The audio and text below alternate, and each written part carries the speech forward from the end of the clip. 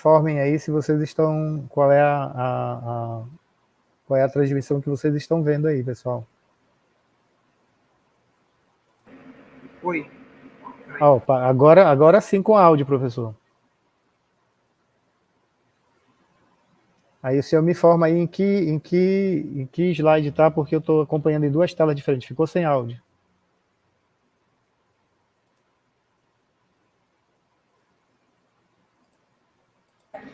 Tá na página do teu currículo. Tá, perfeito. Eu estava sem o seu áudio agora.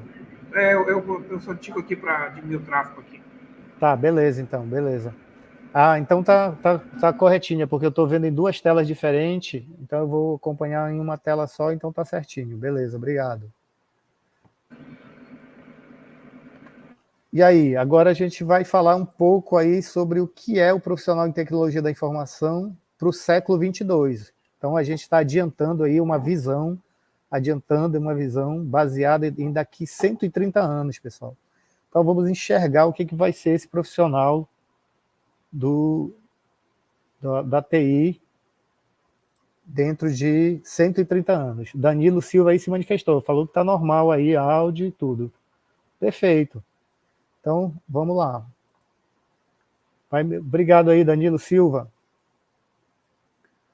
Quem é esse profissional? Ele é um cara que vê um pouco de ontem e muito de agora. Então, esse profissional, o que ele vai atuar?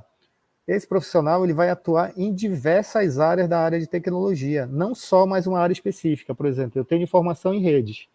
Nessa minha formação em redes, eu tenho várias atuações em outras áreas, como uma pequena área de desenvolvimento, direção, gestão de contratos, governança, então gestão de pessoas, gestão de equipes. Então, o profissional de tecnologia da informação, ele não é mais só um técnico da área de TI, aquele cara que está atuando na área de TI e que vai só ficar preso na área de TI. Então, ele é o profissional que vai atuar em diversas áreas, mas com foco na sua área fim, que é a área de TI. Então, dentro desse contexto, aí, bora ver um pouquinho do que foi ontem a história da TI no Brasil e no mundo. No Brasil, a TI só começou a ser discutida na década de 50. Na década de 50, o computador era uma raridade no Brasil. Então, ali no governo do Juscelino Kubitschek, é que nós tivemos aí uma filosofia baseada em desenvolvimento, né? Quem lembra aí, ou tem registrado, ou leu alguma coisa sobre Juscelino, ele falava 50 anos em 5, né? Então, essa mudança dele também trouxe computador para o Brasil. Já na época do desenvolvimento do que era cálculo orçamentário, distribuição de verba, era tudo feito contabilmente numa caderneta. Então, nessa época, já em 1958, houve aí um desenvolvimento de um grupo de trabalho com a finalidade no Brasil, no governo federal, em Brasília, ainda não era Brasília, ainda era Rio de Janeiro, e nessa época começou a se discutir como é que eu posso levar a TI para computador, não se chamava ainda essa tecnologia, chamava-se computação, só se falava em computação. Como é que eu posso levar a computação para o cálculo orçamentário e a distribuição de verba governamental? Montou-se um grupo para discutir isso no Brasil. Então, muitos de vocês aí, com toda certeza, têm avós que nasceram nessa época, né? Hoje, aí, com a média de idade que vocês têm aí, de 20, 25, 30 anos, ou menos que isso, seus avós são dessa época. Então, pensem nisso. A nossa computação hoje no Brasil é da idade dos seus avós, é muito pouco tempo no Brasil. E aí, bora falar um pouco do agora. O que a gente tem na nossa realidade hoje de computação e tecnologia da informação? Nós temos aí uma notícia de 2017, não tão nova essa notícia, pessoal. Facebook desliga a inteligência artificial porque a inteligência artificial criou sua própria linguagem.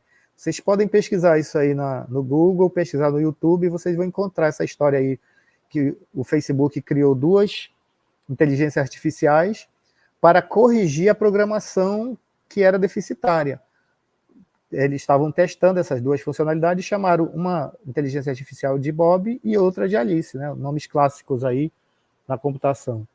E para surpresa deles, em um certo determinado tempo de execução desses dois robôs, funcionando em duas máquinas diferentes, eles começaram a desenvolver uma própria linguagem e a conversar entre si coisas que não eram previstas na análise de código. Então, imagina isso aí, pessoal. Imagina aí. Isso foi 2017, então nós já tínhamos aí umas ferramentas, né, dentro das grandes empresas que já atuavam firmemente na inteligência artificial. Então, esses dois robôs começaram a desenvolver e a negociar entre eles mesmos conversas que não estavam mais dentro do escopo para o que eles foram criados. Aí o Facebook foi lá e desligou as duas inteligências artificiais porque eles estavam com medo do que poderia acontecer. Logo ali no começo do desenvolvimento das ferramentas, né, de IA, como a gente vê hoje, que cada um tem a sua ferramenta de IA aí na mão.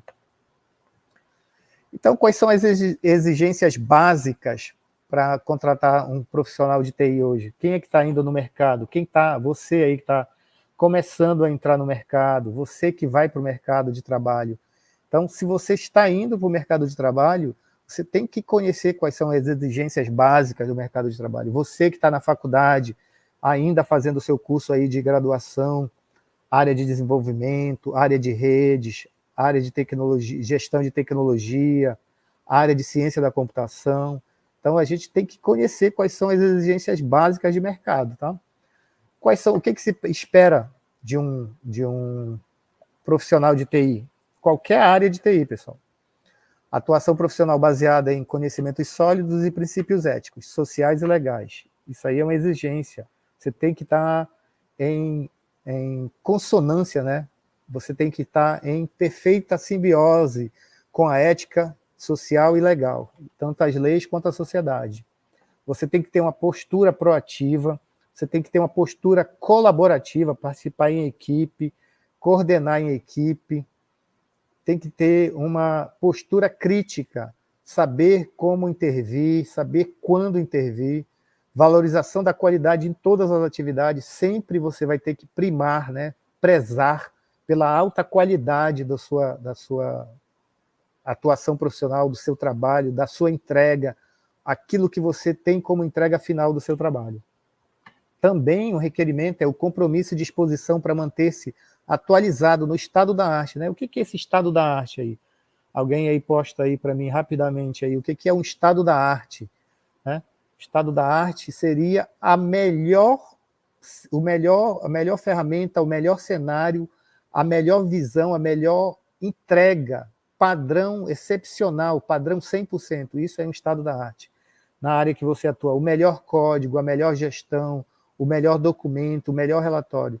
Então, isso é uma exigência de mercado. Você tem que estar disposto a dar o seu melhor. E não o seu melhor unicamente, mas o seu melhor em equipe e o seu melhor em comparação a outras empresas. E você, nesses requerimentos também, você tem que ter mentalidade transformadora e inovadora, né? E aí sempre estar inovando, em contato com as novas tecnologias, novos procedimentos, em contato com o que é de mais moderno. Isso é uma exigência de mercado. E temos outras necessidades também aí, né? Qual é a necessidade para o novo profissional da área tecnológica? Uma pergunta aí.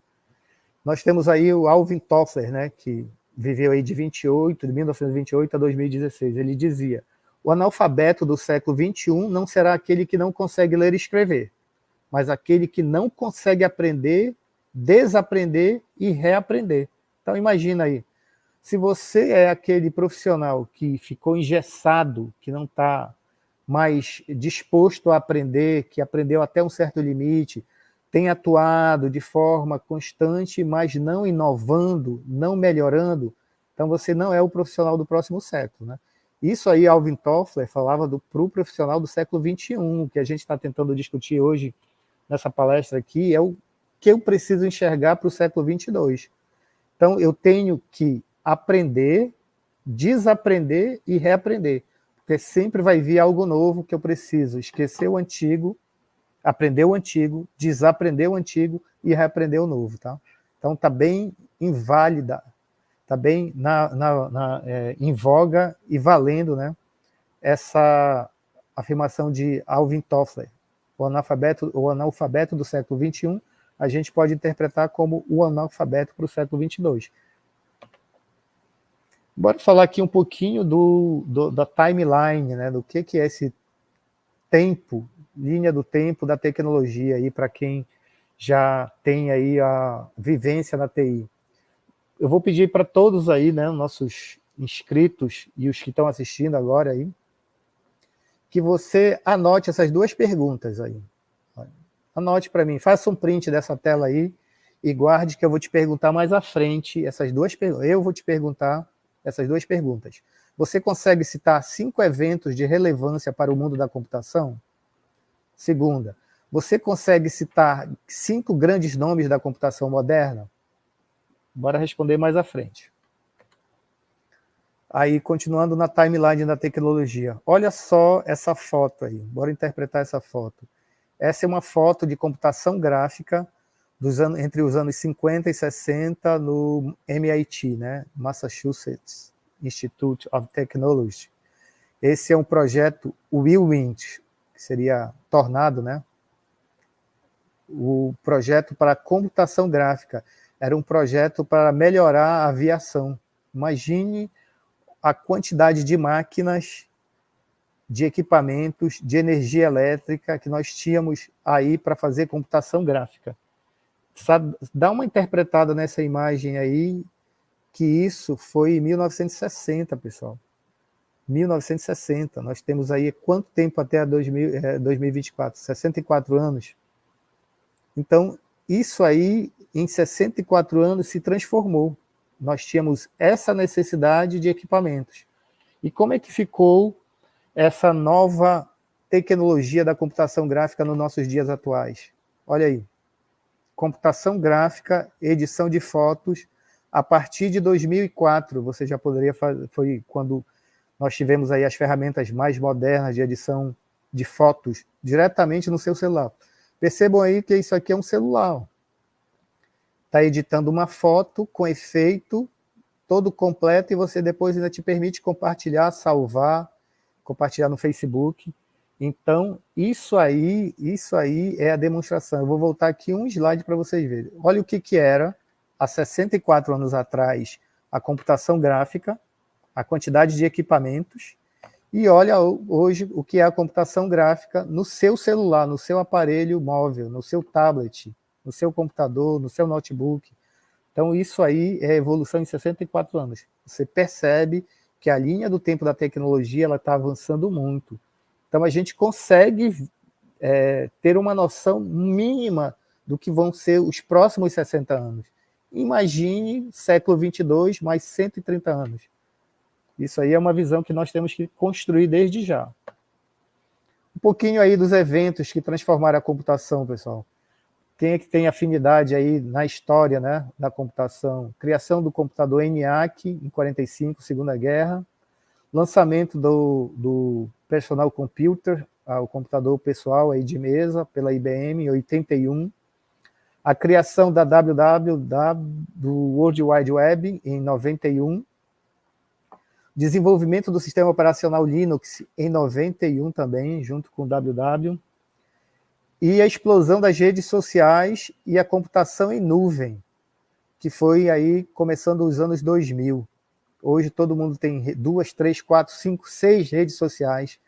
E a computação em nuvem, né? Todo mundo tem aí seus dados armazenados em Google, iCloud, Amazon, Dropbox, e aí diversas outras nuvens que você tem seus dados armazenados.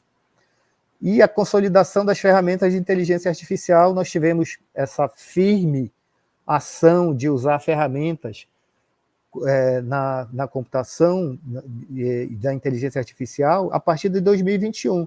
Mas bem antes de 2021, nós já tínhamos computação com inteligência artificial nas grandes empresas, grandes universidades, grandes corporações, governos. Então, hoje, cada um de nós, usuário comum, temos acesso às ferramentas de inteligência artificial. O colega José Roberto aí no chat colocou, né? Nomes da computação moderna: Richard Stallman, Linus Torvalds, Bill Gates, Steve Jobs. Parabéns aí, hein, José Roberto. É isso aí, a gente vai chegar aqui na nossa próxima ação à frente é falar sobre os nossos pais modernos da computação, né? Porque nós temos aí computação todo dia, todo dia. Olha aí quem são os personagens da computação veterana, né? Assim como a gente tem a computação moderna, o antigo seria o nosso computação veterana. Quem são aí? Quem pode falar aí de Alan Turing, né? Coloca no chat. Quem foi John von Neumann, né? A pronúncia mais correta, John von Neumann. Isaac Asimov. Claude Shannon, tá aí, olha, personagem da computação veterana, aqueles que criaram a história para que a gente tivesse hoje mais um fôlego para construir a nova computação. Alguém conhece essas grandes figuras? Alan Turing tem filme, né? O Jogo da Imitação. Os outros, Isaac Asimov tem um jogo também, tem um jogo e tem um filme. Isaac Asimov tem um filme que fala sobre a teoria da robótica, que é o Ex Machina. Tem um filme também. O Claude Shannon não tem filme sobre ele, nem John, mas von Neumann todos conhecem, que é a estrutura padrão da computação. Quem quiser falar aí alguma coisa desses 4 personagens da computação veterana, pode colocar no chat. Olha aqui, as mulheres também como personagens da computação veterana. Primeira programadora, Ada Lovelace. Edi Lamar, olha aí, é uma atriz de Hollywood que fez diversos filmes, como Tarzan, Spartacus. Edi Lamar foi a criadora da teoria, né? Ela tem o paper, ela criou o paper, né? O artigo que deu origem à base, né? Computacional para a comunicação sem fio, né? Na época aí da Segunda Guerra, as transmissões sem fio precisavam ser codificadas. E Edi Lamar criou a sua teoria, escreveu um paper, publicou, mesmo sendo atriz em Hollywood. Era uma cientista da computação.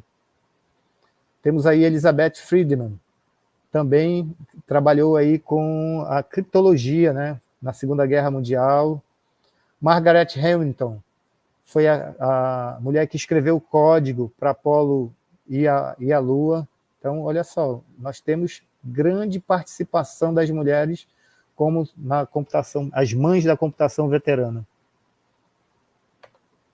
E os personagens da computação moderna? Aí o José Roberto estava atento aí, citou alguns. E esses aqui, Tim Berners-Lee foi o criador do www, né? Linus Torvalds, assim como o José Roberto citou, ali é o criador do Linux. Larry Page e Sergey Brin são os criadores do Google originário. E aí temos o Sam Altman, que é o cara da vez aí com as suas teorias e as suas inovações em inteligência artificial. Quem me diz aí qual é o papel do Sam Altman hoje aí na computação, põe aí no chat do YouTube. Sam Altman é importantíssimo hoje nessa nossa visão, próxima visão aí dos próximos anos, desenvolvendo as suas teorias da inteligência artificial através da sua ferramenta de mercado aí chamada ChatGPT. E aí, pessoal, falando desses profissionais, professores, visionários, pais da grande computação moderna, a gente chega aqui na nossa vez. Quais são as nossas necessidades básicas? Eu, profissional de TI, estou querendo mudar o mundo, estou querendo mudar a computação, quero inovar, mas eu tenho necessidades básicas, né? Bora voltar um pouquinho aqui para a sociologia. Nós temos aí a pirâmide de Maslow sobre as nossas necessidades básicas. Desde a base da pirâmide, as necessidades fisiológicas, comer, respirar, beber e dormir. Segurança, né? Eu preciso ter um emprego, saúde, preciso ter uma casa, né? Uma propriedade. Aí quais são as minhas necessidades sociais? Família, amizade, lazer, grupo, familiar, igreja. Quais são as minhas necessidades de estima? Autoestima, eu acreditar em mim mesmo, eu ter confiança em mim mesmo, eu tenho respeito dos outros, né? Eu sou um líder, eu sou um comandante, eu sou alguém respeitado no meu grupo. Isso são as nossas necessidades básicas, pessoal, para todo ser humano. E eu também tenho a minha necessidade de autorrealização, que é o crescimento profissional, autocontrole, independência financeira, também física, emocional, sentimental, e sou capaz da autorrealização de novos desafios. Então, essa aí é a base que a gente tem, todo ser humano tem, e a gente vai desenvolver aí, através dessa nossa palestra, enxergar quais são as outras necessidades que eu vou desenvolvendo, tá? Como profissional. Mas as básicas são essas aí que todo ser humano tem por trás. Mesmo que eu seja um grande profissional de TI, que você esteja buscando TI, essas necessidades convivem com você todos os dias, tá? Então, quais serão as possibilidades e habilidades futuras? Eu vi aí nas palestras, a gente já falou eu vi aí falando sobre hard skills, soft skills. Quais são as minhas necessidades? Quais são as minhas habilidades como profissional de TI? Que vai me permitir desenvolver a minha carreira de TI como profissional e também como pessoa, né? Vamos lá para as hard skills. O que seriam as hard skills? Eu acredito que a nossa hard skill são nossas formações técnicas, tá? Essa formação técnica, escolar, acadêmica, que eu tenho é a minha hard skill. Por exemplo, proficiência em inglês, Scratch avançado, prototipagem eletrônica, domínio em atuadores, gestão de pessoas, gestão de projetos. Eu tirei isso aí, pessoal, de um anúncio de contratação de profissional de TI para atuar com IoT. E eu trouxe essas habilidades para compartilhar com vocês. Então, as minhas habilidades duras, né, hard skills, e as minhas habilidades soft skills, as minhas habilidades maleáveis, minhas habilidades leves, é a comunicação assertiva, flexibilidade, gerenciamento do tempo, liderança, motivação, trabalho em equipe.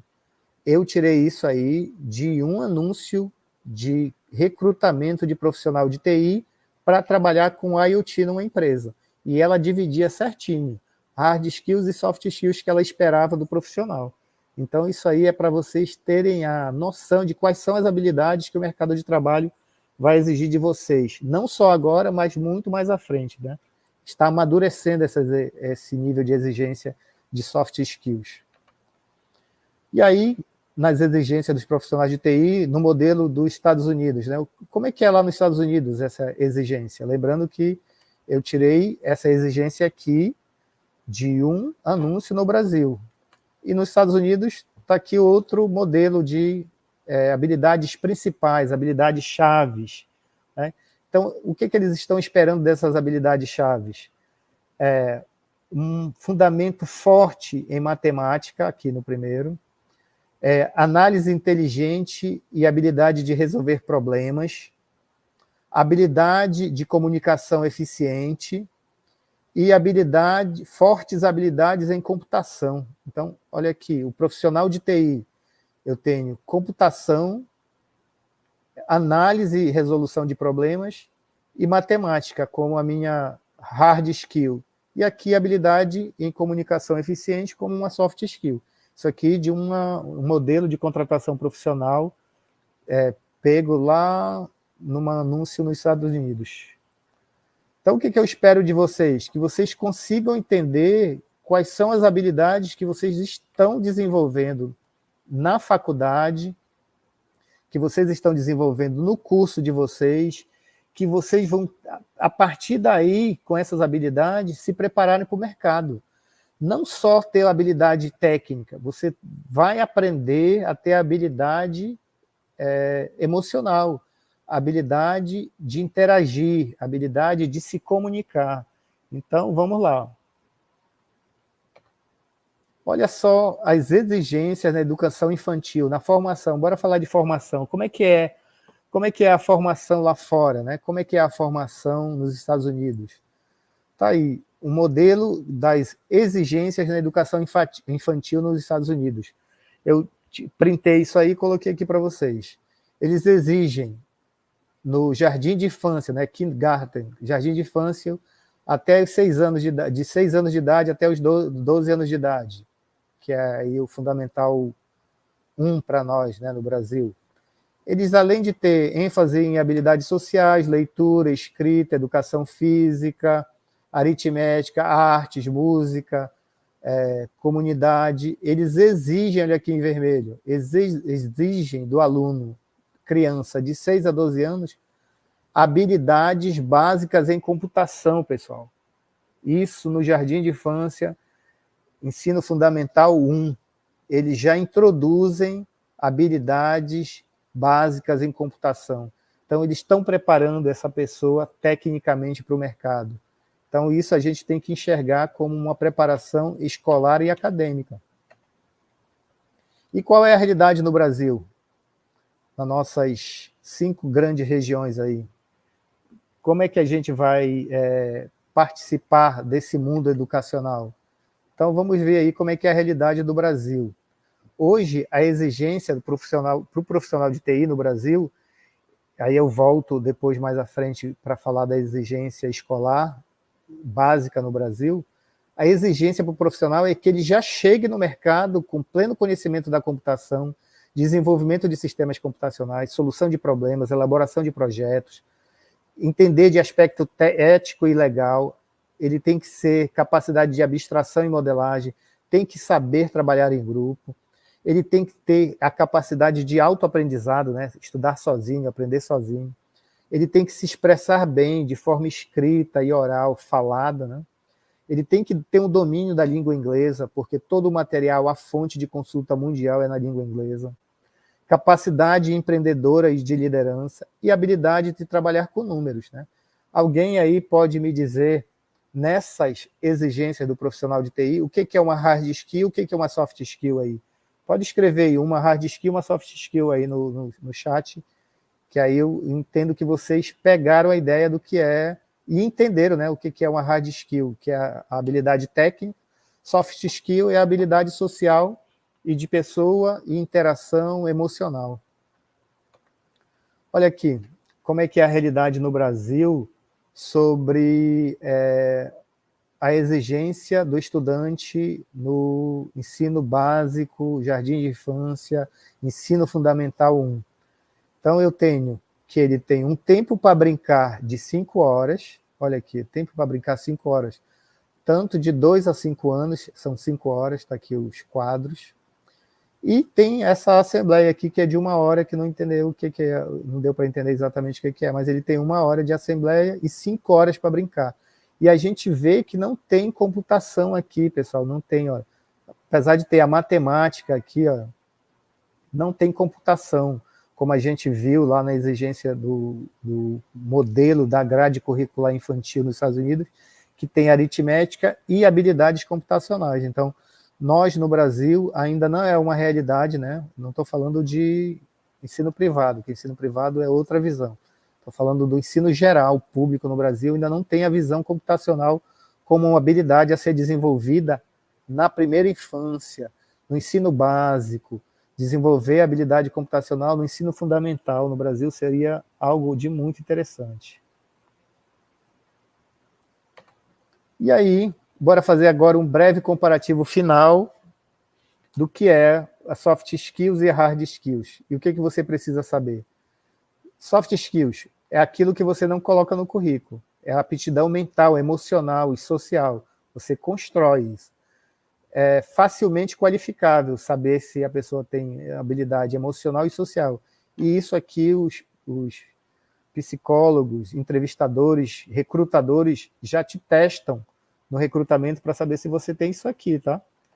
O que é uma habilidade soft, né? Uma habilidade social e emocional, e o que é uma habilidade técnica, porque eles medem ambas as habilidades. É uma exigência de mercado.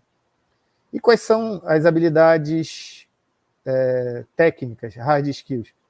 Você coloca ela no currículo, são as suas habilidades e aptidões técnicas, as suas certificações, os seus cursos, as suas especializações, as suas qualificações, e elas são quantificáveis. Então, a gente tem que entender que soft skill, teu entrevistador, teu recrutador, ele vai qualificar, qualificável. E a hard skill, ele vai quantificar, né? Essa é a diferença. E aqui eu faço uma lista do que são as tuas soft skills e as tuas hard skills. Olha, comunicação eficaz, a gente já falou lá atrás, gestão do tempo, pensamento crítico, resolver problemas. E as habilidades técnicas, programação, gerenciamento de banco de dados, segurança da informação. Olha aí, uma qualidade que todo mercado precisa, DevOps, computação em nuvem, cloud computing e análise de dados. Então, enxerguem em vocês o que vocês precisam melhorar para o mercado. Vejam, comecem a analisar quem está aí na fase de treinamento para novas habilidades, que está cursando uma faculdade, que está fazendo uma especialização numa área. Olhe para o mercado, comece a analisar os perfis do recrutador, o que eles estão pedindo. Comece a analisar as vagas disponíveis no mercado e o que o recrutador está pedindo naquela vaga. Aí você se adapta àquela exigência. Você vai ver que ambos os lados são equilibrados hoje. Soft skills e hard skills, tá? E aí você se vê num grande desafio. O que eu vou fazer? O que você vai fazer nesse mundo do mercado de trabalho? Para quem já está no mercado de trabalho, também é um desafio. Esse desafio de mercado de trabalho não é só para o graduando, o acadêmico, o cara que está na academia, né, na faculdade ou na escola técnica, buscando a formação para ir para o mercado. O desafio do mercado também é para nós, profissionais que estão no mercado todos os dias. Nós precisamos melhorar todos os dias para que nós estejamos de acordo com as exigências de mercado. Então, fica aí a pergunta: como me adequar aos novos desafios do mercado? E aí eu vou falar para vocês do primeiro desafio que vocês vão encarar pela frente. E vocês precisam me dizer aí o que é, por exemplo, blockchain. Não sei se o professor Tadeu está aí ativo. O que é uma blockchain, pessoal? Quem souber o que é o blockchain, coloca aí no chat. O que é uma blockchain? Aí nós temos aí um resumozinho de um texto muito pequeno do que é essa blockchain. Tecnologia que permite registrar transações em um banco de dados descentralizado de forma segura, né? Transparente e inalterável. Então, ele é o grande árbitro de transações entre bancos, né? Que não sejam centralizados, bancos de dados descentralizados. E a blockchain aí, ela é famosa pelas criptomoedas, né? Ela ficou famosa por ser utilizada como validador de gravação nos bancos de dados das criptomoedas. Em destaque aí a Bitcoin. Mas todas as outras criptomoedas usam a tecnologia de transação blockchain. Isso é um desafio para você no mercado de trabalho. Você tem que se adequar ao mercado de trabalho dentro desse desafio de conhecer todas as tecnologias que estão sendo discutidas no mercado. Ah, mas Hamilton, eu não vou atuar na blockchain. Não, você não vai atuar na blockchain, mas de alguma forma o seu trabalho, a sua ação, a sua atividade vai te botar em contato com diversas outras tecnologias ao mesmo tempo.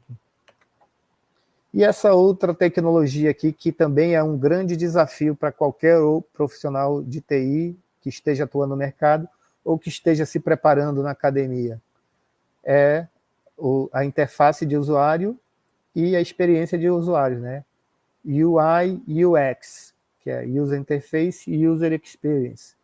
São dois conceitos fundamentais no desenvolvimento de produtos digitais, como websites, aplicativos, que têm focos distintos. Eu avalio se a interface para o usuário é boa, se ela está condizente com a necessidade, se ela está atendendo a todas as necessidades, se ela é de fácil navegação, e também devo colher a experiência do usuário. Como é que foi a experiência do usuário com essa interface? Ele se deu bem, não se deu bem?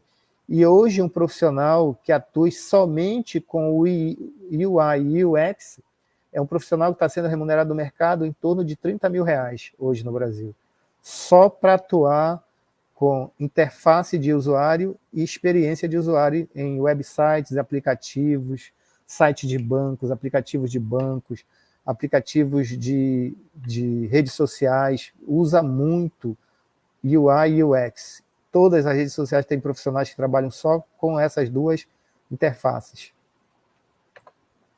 E agora, Gui, mais outro grande desafio no nosso mercado de trabalho, que é a computação quântica. E aí, o que é a computação quântica? Quem souber já coloca aí no chat. Computação quântica. Aí um resumo do que é a computação quântica. Une princípios da mecânica quântica com computação, utilizando características únicas como superposição, emaranhamento, interferência para processar dados de maneira avançada. Ele é um multi-mega processador que resolve todos os problemas em microsegundos, em nanosegundos. Ainda é muito conceitual, ainda é muito científico, ainda não tem uma aplicação comercial para o computador quântico, mas estão desenvolvendo em larga escala, em grandes faculdades aí pelo mundo. E no Brasil também. E deixa eu só voltar aqui que eu bati no... aqui. E quais são os outros desafios relacionados à computação em nuvem? Quem atua hoje com qualquer ferramenta, da forma que nós estamos aqui, YouTube, da forma que nós estamos utilizando o Google Drive, ou você usa iCloud, ou você usa qualquer outra plataforma como Office 365, ou Google Workspace, você está usando computação em nuvem. A sua mãe, a sua avó, que tem o seu telefone lá, ela tem o seu telefone, bate as suas fotos, manda mensagem, tudo está em nuvem. Então, hoje, o usuário da computação em nuvem somos todos nós. Então, a computação em nuvem é uma realidade que está em toda a sociedade e atinge a todos nós. Não existe mais ninguém de fora da computação em nuvem. Então, o que a gente sabe de computação em nuvem na nossa realidade de uso diário? É somente, né, a grande maioria, a base das pessoas, utiliza computação em nuvem, é uma conta Google ou uma conta iCloud. Isso é nuvem. Onde estão todos os meus dados, eu troco de telefone e meus dados vão para o outro telefone, sem perceber exatamente qual é o serviço que está por trás. Então, computação em nuvem, como conceito, né, aqui resumido, ele é um modelo de computação que facilita o acesso online de recursos de TI compartilhados, aí como servidores, armazenamento, e eles permitem, né, que sejam provisionados e desativados com esforço mínimo. Você não sabe o que acontece por trás do sistema quando você troca de aparelho telefônico. Por exemplo, você trocou de aparelho e usa Android. Você se loga com a sua conta no outro aparelho, tudo que é seu vai estar lá. E isso houve o que houve aí? Um armazenamento e um compartilhamento quase que automático para outro lado. Por quê? Está tudo em nuvem. Tem um centralizador, né? Tem um mainframe, né? Voltamos ao conceito do mainframe, que é aquela mega estrutura computacional para armazenar os seus dados e está disponível em qualquer terminal. Aí eu chamo de terminal qualquer telefone, qualquer notebook, qualquer tablet, qualquer computador que você vai utilizar, seus dados estão disponíveis. Então, nós voltamos ao modelo mainframe terminal. E aí, outro desafio no nosso novo mercado de trabalho é o interface homem-máquina, né? IHM. Quem está estudando computação aí está ligado com os novos desafios. A IHM tem o objetivo de tornar o uso de novas tecnologias, como computadores, dispositivos, mais intuitivo. Então, hoje, você coloca um tablet, um telefone na mão de qualquer pessoa, mesmo que ela não tenha nenhuma formação tecnológica, ela vai operar, porque através daqueles dois conceitos que a gente viu agora há pouco, UI e UX, né, interface de usuário e experiência de usuário, alinhado com a interface homem-máquina, qualquer pessoa está habilitada a utilizar o equipamento, porque o equipamento passa a ser natural o uso. Então, eu posso usar máquinas, operar equipamentos, sistemas, onde eu vou ter um desafio de juntar o que é homem e o que é máquina numa só interação. Esse é um desafio nosso para o mercado de trabalho. E o Big Data. Quem aí já ouviu falar do Big Data? Big Data é o nosso desafio também para o mercado de trabalho, o grande processamento e a grande evolução de dados, né? Para onde é que vai essa massa toda de dados que o mundo produz? Então, ele como conceito, ele seria um grande volume de dados que envolve características cruciais como volume, variedade, velocidade, veracidade e valor. Isso aí são os 5 Vs, né, do Big Data. Depois vocês precisam aí avançar e dar uma pesquisada para saber o que são exatamente esses 5 Vs do Big Data. O que é o Big Data? É a junção de todos esses dados que a gente está produzindo de diversas formas e eles são processados e entregues para nós. O que a gente está fazendo aqui é produzindo Big Data. Um grande volume de dados sendo mandado para muitos lugares ao mesmo tempo, para vários dispositivos ao mesmo tempo. Então, isso é tratar Big Data, é tratar grande volume de dados. E aí isso insere outro conceito, né, que é hoje que a gente vive na geração 6 das redes GSM e rede sem fio, geração 6, que permite a comunicação instantânea de dados em qualquer ponto via rede sem fio. Aí usa telefone da geração 6, para quem já usa 5G, Wi-Fi 6. Então, imagine o volume de dados sem a limitação de rede. Isso vai só avançando e formando uma massa de dados monstruosa. Isso é um conceito que nós precisamos dominar na área de TI. E aí, mais desafios. Data mining. O que é data mining? A gente tem o data mining como a mineração de dados, né? O que é essa mineração de dados? Eu preciso ter milhões de dados, assim como o Big Data aqui, né? Eu preciso ter milhões de dados e preciso extrair dados desses milhões, bilhões, trilhões de dados, petabytes de dados. Então, o que é o data mining? Não é um conceito novo, tá, na computação, é um conceito bastante antigo na computação, porque ele vem desde o nascimento dos bancos de dados. Então, data mining como conceito é o processo de analisar grandes volumes de dados para identificar padrões, correlações, anomalias, e através dessas técnicas de redes neurais, eles vão clusterizar grandes equipamentos, computações, núcleos processantes, e vão criar uma árvore de decisão. Então, esse processo vai transformar dados brutos em visualizações, né, em sacadas, insights valiosos para os usuários dos dados. A exemplo do que, como explorar o mercado, onde é que eu tenho um nicho de mercado para atuar com certo produto. Aí vocês vão ver aí que essas grandes empresas como Shein, Mercado Livre, Amazon, todas utilizam o data mining para extrair mais dados nossos e entregar a interpretação de resultados de acordo com as nossas necessidades, né? Ou eles criam as nossas necessidades. Então, isso é data mining, né? E quais são os desafios no mercado de trabalho para redes, né? Para quem atua na redes, para quem atua em infraestrutura, para quem atua na conexão de serviços, na prestação de serviços de telecomunicações. Hoje um desafio é chamado redes SDN, né? Eu tenho SDN como rede, SDN significando Software Defined Network, né? Redes definidas por software. Então, o que seria essa rede definida por software? Uma abordagem inovadora para o gerenciamento de redes que distinguem o plano de controle responsável por decisões e encaminhamento de dados dentro de um plano de dados. Aí esse conceito é bem resumido, né? Vou explicar aqui para vocês o que é as redes definidas por software. Acredito que todos já tenham aí uma vivência, um conhecimento, né, do que é um hypervisor, né? O que é a virtualização de serviços, a virtualização de servidores, a virtualização de sistemas operacionais.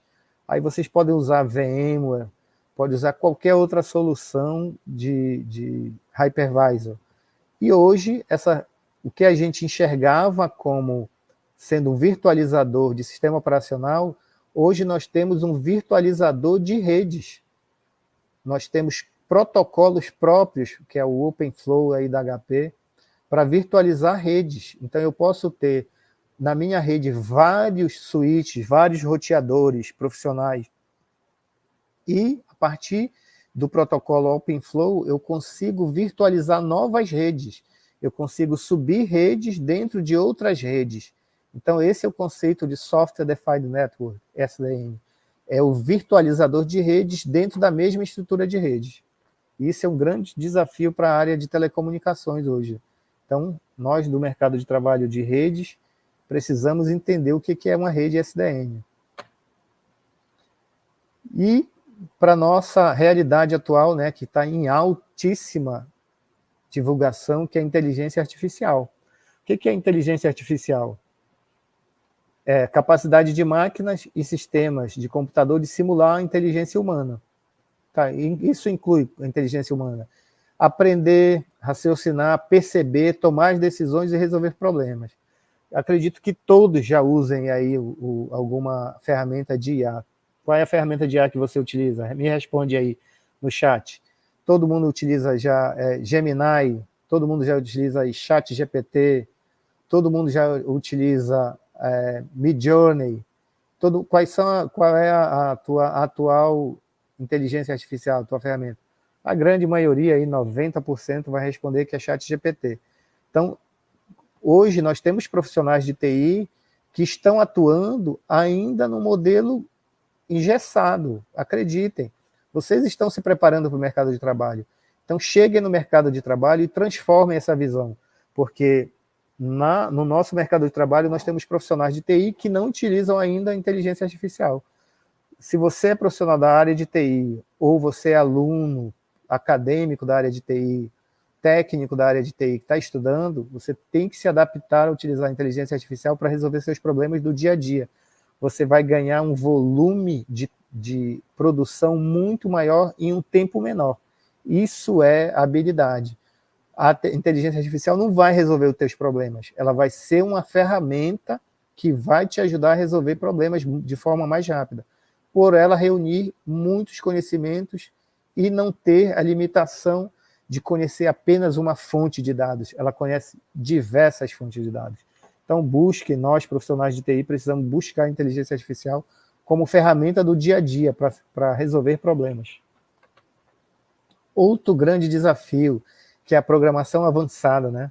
O que é a programação avançada? Isso é um conceito novo aí, introduzido na nossa área da computação, aí a partir dos anos 2010, 2015, que é construção de algoritmos e implementação de software para resolver problemas. Eu vou ter software que resolve problema de software.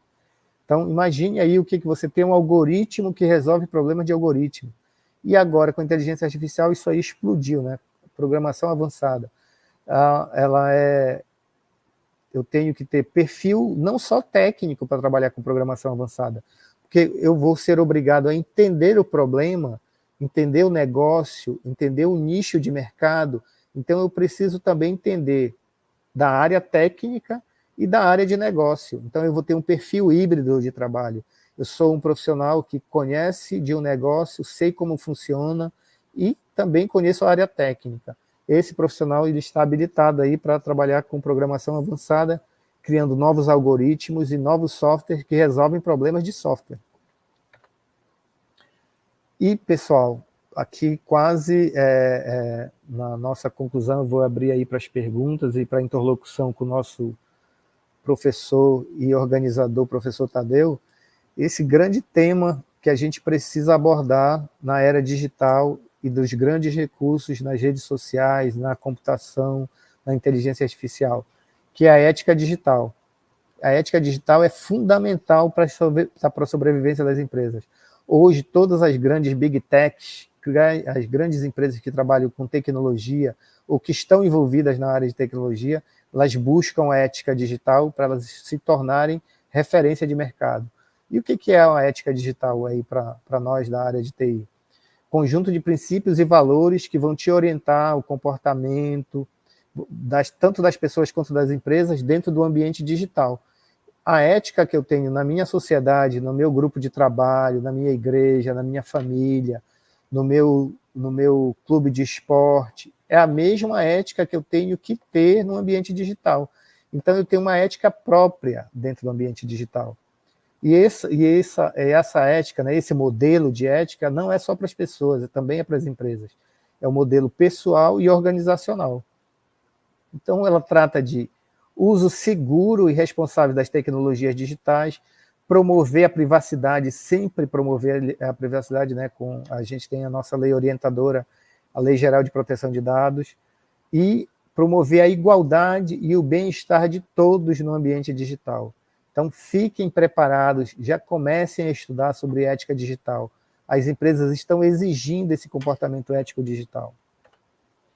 E também aqui nós temos outro desafio, que é a engenharia de dados. O professor Tadeu é um grande defensor aí da engenharia de dados. É uma disciplina focada na concepção, construção e manutenção de sistemas, né, robustos e escaláveis.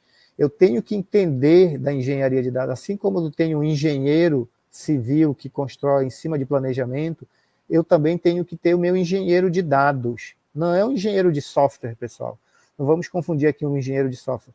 Estamos falando de engenheiro de dados. Os seus múltiplos dados, os dados de uma organização, os dados de cliente de uma empresa, eles precisam ser construídos, eles precisam ser planejados. E essas atividades de engenharia de dados envolvem coleta, armazenamento, processamento e da forma que você vai disponibilizar esses dados para uma análise interna e para o uso operacional do teu dia a dia. Então, o engenheiro de dados é outra habilidade que o mercado está exigindo também. E aí, eu te pergunto, qual é o foco, depois de tanta discussão, tantas habilidades que eu tenho que ter, tanto mesmo que eu não tenha atuação em todas essas áreas de TI, eu tenho o meu foco na área de TI, eu trabalho com programação, ou eu trabalho com banco de dados, ou eu trabalho com manutenção de hardware, construção de hardware, eu trabalho com redes, mas eu tenho um foco principal. E, de outro lado, eu tenho que conhecer todas as outras áreas, porque eu sou um profissional integrado no mercado. Você é um profissional integrado no mercado. Você é integrado em diversas equipes que trabalham na tua área de TI, cada uma com a sua responsabilidade, e você tem que ter essa interação com todas as áreas. Aí, qual é o foco que você tem que ter no século 22, já avançando aí 130 anos? Você tem que ter um background consolidado. O que é esse background, né? É uma formação, um estudo prévio, um conhecimento prévio consolidado em todas as áreas de tecnologia e inovação. Então, o mercado te exige. Eu tenho que ter uma formação técnica e uma formação consolidada, né? Ela tem que ser firme, completa em todas as áreas de tecnologia e inovação no mercado. Outra exigência, outro foco, é ter, no mínimo, uma leitura em inglês, pessoal. Já pensou se você está atuando numa área tecnológica avançadíssima, que é a tecnologia da informação, e não tem a leitura mínima em inglês? Então você está ficando fora do mercado. O mínimo você tem que ter a leitura em inglês. Você tem que conhecer, no mínimo, uma única linguagem de programação. E eu estou falando mínimo, né?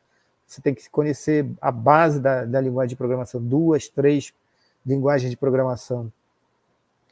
E, além disso, você tem que conhecer desafios atuais da tecnologia de informação. Qual é o desafio atual? Conhecer a inteligência artificial. Saber utilizar a inteligência artificial para resolver meus problemas que eu tenho no dia a dia. Como eu entrego melhor o resultado utilizando a inteligência artificial. Isso é um desafio atual. Eu tenho que estudar as soluções de mercado e as novas implementações. Como é que eu implemento uma nova ferramenta? Como é que eu faço uma inovação com uma nova ferramenta de mercado? Então, eu tenho que continuar estudando. Isso é um novo desafio e um novo foco do profissional de TI no século 22.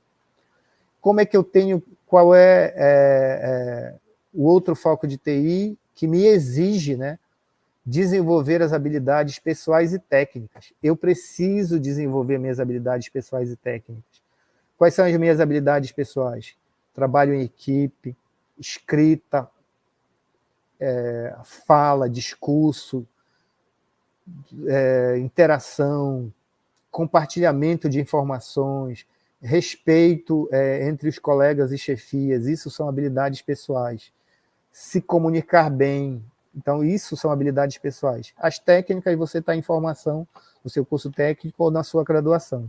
E no mercado de trabalho, que você vai buscar cursos de especialização. Você precisa entender realmente o que é a tecnologia da informação nos dias atuais e futuros. O que é a tecnologia da informação no meu dia atual? Hoje, no meu dia atual, eu vejo a inteligência artificial como grande ferramenta. E no futuro, o que eu vejo? Essa é uma exigência de mercado, é o teu foco profissional para o século 22. Você tem que entender qual é o teu desafio hoje e qual será o teu desafio daqui a 130 anos. Então, isso é o foco do profissional de TI. Eu vou pedir aí para o professor Tadeu voltar para a gente ter uma discussãozinha aqui sobre o foco do profissional de TI e quais são os desafios do profissional de TI para o século 22. Estou por aqui, já estou por aqui. Opa! Eu estava vendo tu falar sobre a questão da IA, né? E é uma coisa que eu tenho falado muito aqui com os alunos. Não adianta ter só a IA, né? Tem que saber escrever para IA. Exatamente. Mas Porque se você não sabe perguntar, a resposta não vai vir do jeito que você quer. Inadequado como você quer, né? Isso. Isso é um dos desafios agora que a gente até... Na verdade, isso sempre teve no sangue, né? A gente aprender, né? A escrever, né? A dificuldade da educação, né? Escrever, documentar. Documentar, tu é especialista. Até hoje eu não esqueço da documentação. Verdade. Então, essa nova ferramenta, né? Que não é tão nova assim, mas ela está no boom do mercado, que é a inteligência artificial. Eu, profissional de TI, tanto o profissional de TI que está em formação, que está ali na graduação, no curso técnico, como o profissional de TI que já está no mercado, eu preciso saber usar bem as ferramentas de inteligência artificial para que eu tenha um resultado positivo e satisfatório para a minha entrega. Não adianta eu entregar um trabalho, um aplicativo, uma configuração, um sistema que não esteja de acordo com o mercado porque eu não soube usar a inteligência artificial. Eu vou entregar rápido, mas sem estar no padrão de mercado. Então, eu preciso saber utilizar a inteligência artificial. Não é isso, professor Tadeu? Essa é a nova discussão no momento, né? Como é que a gente vai, né, se adaptar, né, essa inteligência artificial. Agora a gente estava discutindo até uma situação aqui estou em sala de aula, sobre, por exemplo, quem eram os atendimentos de primeiro nível, né? Hoje nós temos a IA aí já assumindo muito dessas partes. Chatbot. O chatbot, a gente já consegue ver análises, né? O próprio IA fazendo análises estatísticas, análise de dados. Né? A nossa própria área de desenvolvimento, né, tem se colocado em pauta sobre isso, né? Porque hoje, com a nova versão do chat, o Stanberry, né, que está aí, já está cognitivo, né? Ele está trabalhando cognitivamente para a criação de código.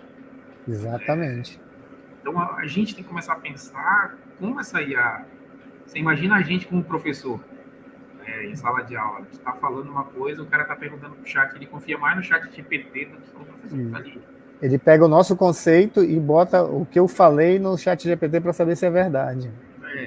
Já faziam isso antigamente com o Google, né? Agora já pergunta direto para o chat GPT.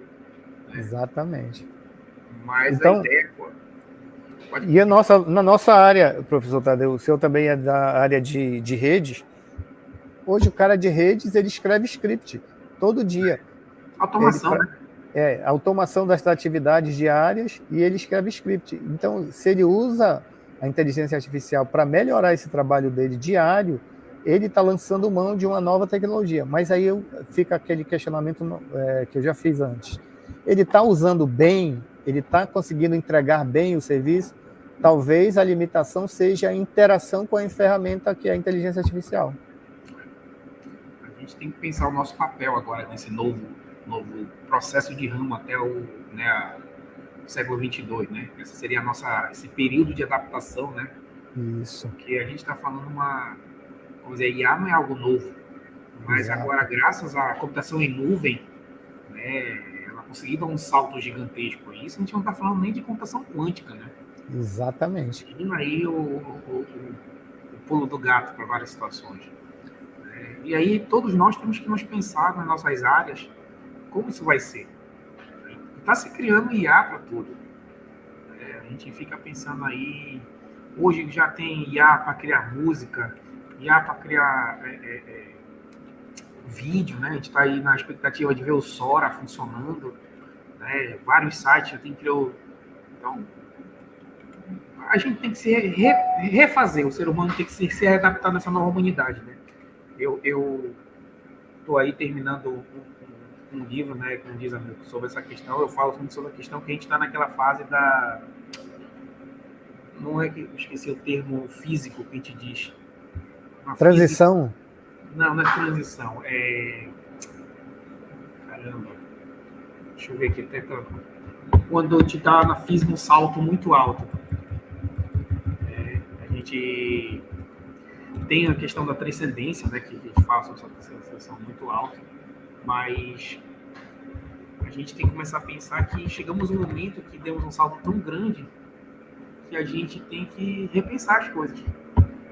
E esse desafio, as grandes empresas, as empresas que constroem soluções de TI, aí eu vou citar Cisco, HP, VMware, essas grandes empresas, elas também estão correndo atrás, Microsoft, elas estão correndo atrás da IA própria para que eles desenvolvam e alavanquem a sua tecnologia.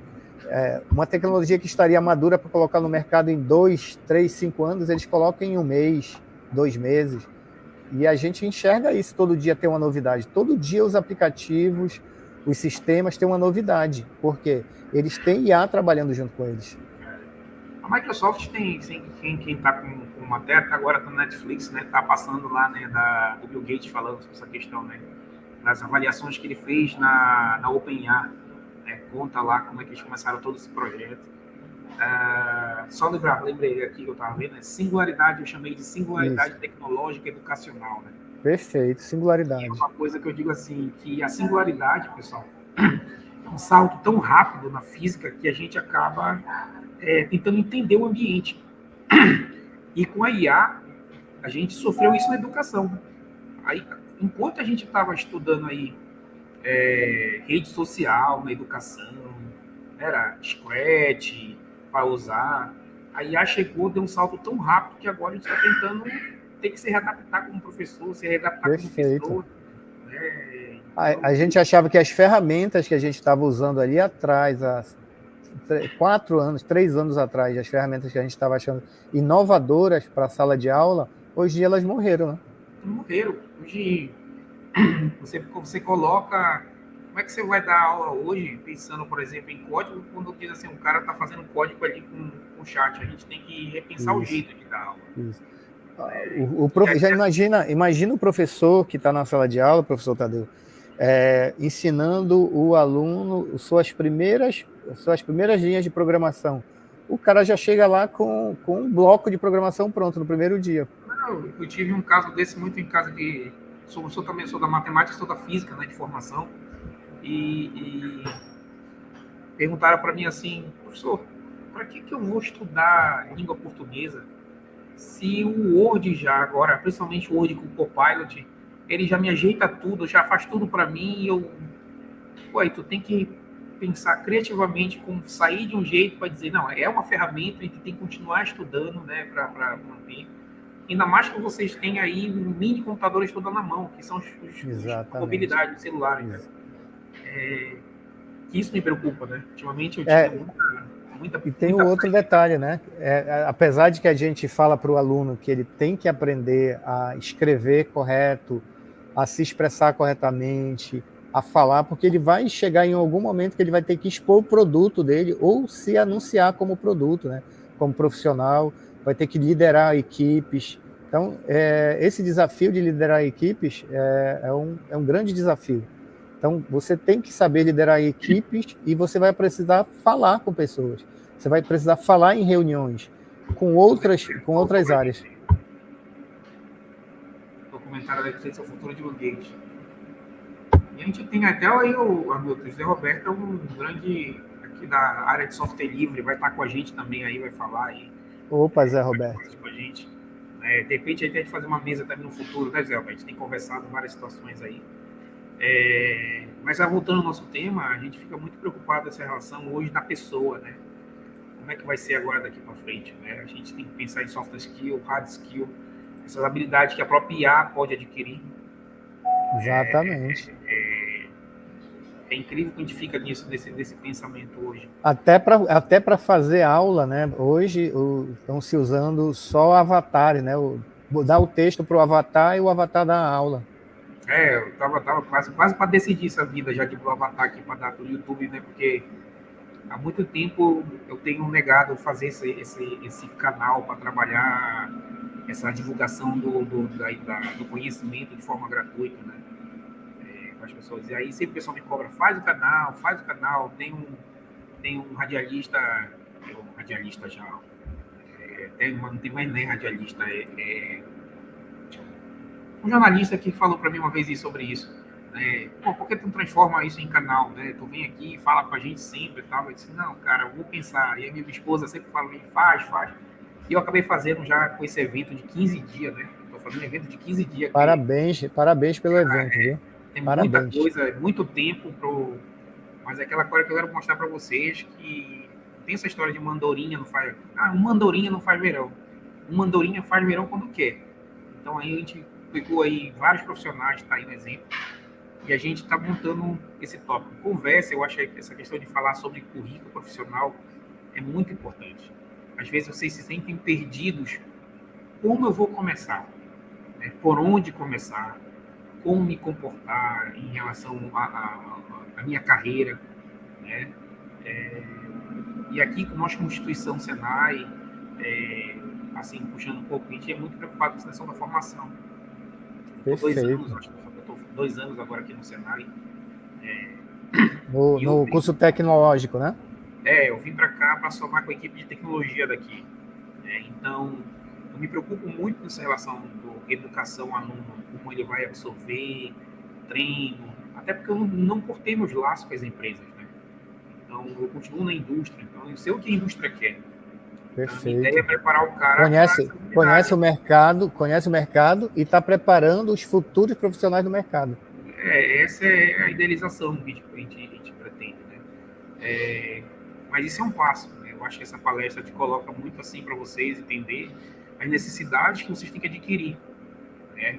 Eu acho que uma delas é muito simples, é a resolução de problemas. Nós temos que ter essa habilidade de resolução de problemas. Pensamento computacional, começar a enxergar. Hoje tu vê crianças já digitando código. Eu vejo as minhas filhas hoje ali no Minecraft, no Roblox, digitando código. Isso é verdade. Coisa que a gente não fazia.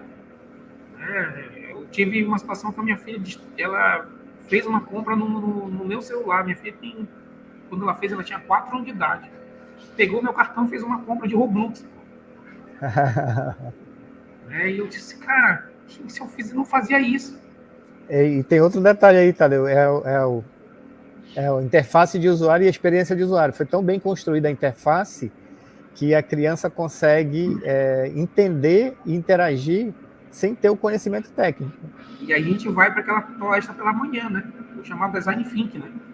Isso, exatamente. Pensando esse desenho aí hoje das aplicações é uma exigência, né? Hoje de mercado.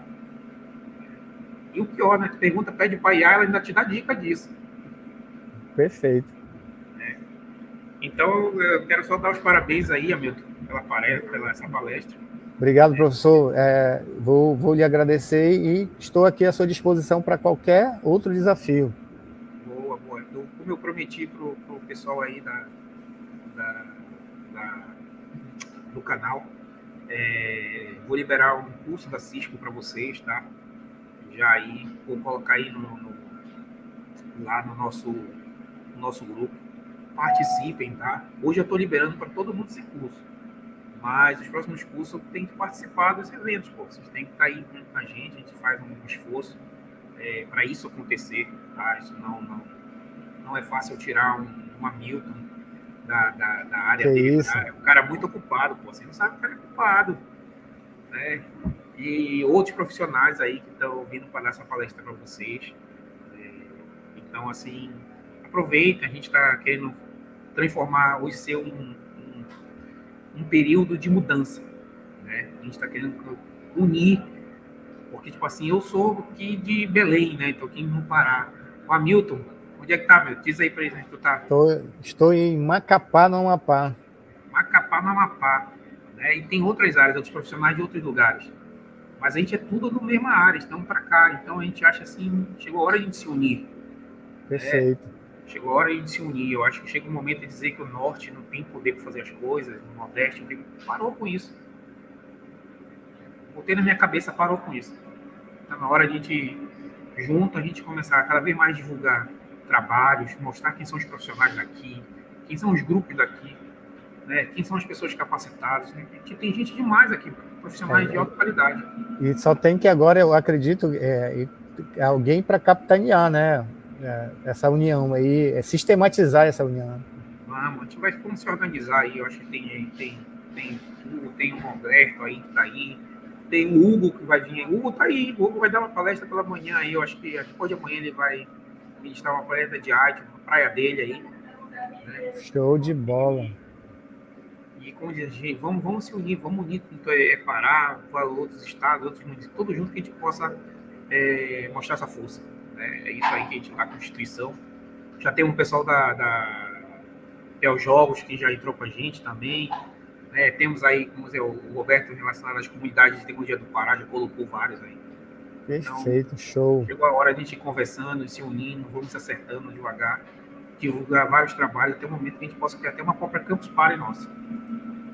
Criar, de repente, imagina aí um grande evento aí no hangar. Aí no... Isso aí, tendo o nosso grupo, pessoal, a gente resolve isso aí. Aqui é se unir, vamos se unir como Norte, Nordeste, outros lugares também, a gente tem gente de fora do país que vai vir ministrar palestra aí, que é daqui, está estudando fora. Então chegou a hora de a gente fazer a mudança. Perfeito. Não sou candidato, tá? Só pode dizer logo. Mas é só para avisar que é uma questão educacional para a gente realmente mudar. Então, obrigado, Hamilton, por tudo. Eu que agradeço, Tadeu, e agradeço aí os nossos participantes aí, agradecer o José Roberto aí, atuante aqui no chat também, porque essa interação aí é importantíssima para que a gente possa criar outros laços aí e encarar outros desafios. Agradecer vocês aqui, eu deixo meus contatos, podem escanear esse QR Code aí que vocês me acham em todas as redes sociais com esse arroba aqui, Brazilian Script Guy, esse é meu arroba em todas as redes sociais, e você nesse QR Code aqui acha todas as minhas redes sociais só nesse QR Code. Então, eu vou esperar a interação de vocês aí e estou aberto aí para qualquer interação com o nosso público aí. Tanto o nosso pessoal que está na... Eu estou pensando aí, em novembro, a gente fazer o Papo Pai d'Égua aí. Bora. Nós profissionais. Então, pessoal, obrigado por tudo aí, mais um dia. Vamos fechar mais esse dia aí com o grande profissional. E amanhã a gente já se vê em outras palestras. Eu vou passar lá no grupo o link do curso. Vou passar para o Hamilton também aí, para o Hamilton quiser espalhar para o pessoal aí. Obrigado, eu vou espalhar sim. E a gente se vê amanhã. Boa noite a todos. Obrigado, pessoal. Boa noite. Até amanhã.